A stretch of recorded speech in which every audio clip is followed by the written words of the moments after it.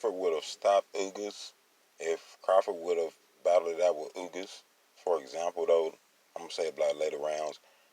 But see now, now if Spence would have stopped Ugas in like, let's say 5, for example, or like 6 or 7 or 8 or 9 or 10. I'm saying, for example, let's say we just like all of a sudden just boom and just like a and just and Ugas hit the ground, just for example, I'm saying for example, it would have been a different story maybe. But now how Ugas ended up could be worse though. Cause look how his face ended up, for example. But now, Terrence Crawford face structure and brain structure might be stronger than Uga's brain structure and face structure. So Crawford, he could be hit and might not be damaged like that. So I just want to let Spence know that.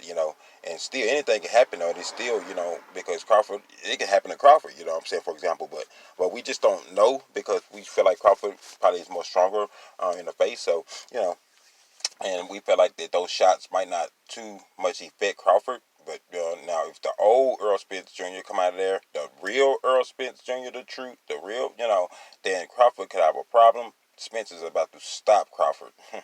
Yeah, Spence is about to stop Crawford. Before Spence fought Sean Porter, Spence was looking very explosive, very fluid, And after he fought Sean Porter, now when he fought Sean Porter, Spence didn't look just that good. I mean, but he was landing shots still. I'm saying, because Porter gave just Spence just a little problem also, So, you know, um, now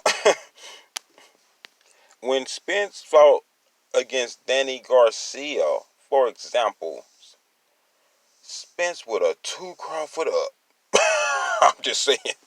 But see, it's just how Spence was swinging. He's just his style. Against Danny Garcia. We were back Danny Garcia. He was right there in front of Danny Garcia, just boom. And here comes Spence. Boom. Just for example. Um. So Now when he battled it out against Ugas, you know, was Spence doing that on purpose from the style that he was doing against Ugas? That's what I believe, because he said he was going to beat you at his own game. For example, you know, and sometimes you don't want to do that with every boxer, and sometimes he can get away with certain, movements against Ugas, because Ugas isn't considered a top elite boxer, like a Jerome Ennis or Crawford or like a Ortiz, or for example, now Ortiz would stop Ugas. We still feel like Ortiz could stop Ugas too. I'm saying, for example, though. Now, when it comes to middle rounds, that's when the pressure come in. Now, now Spence smart. Does Spence know what he's doing? Is the question though.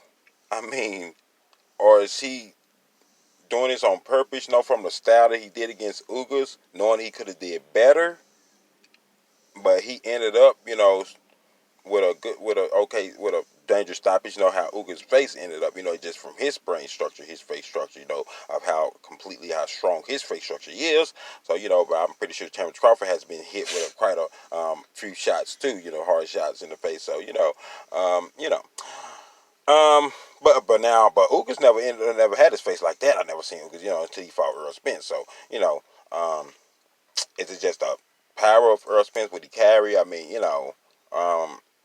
was it just that moment, or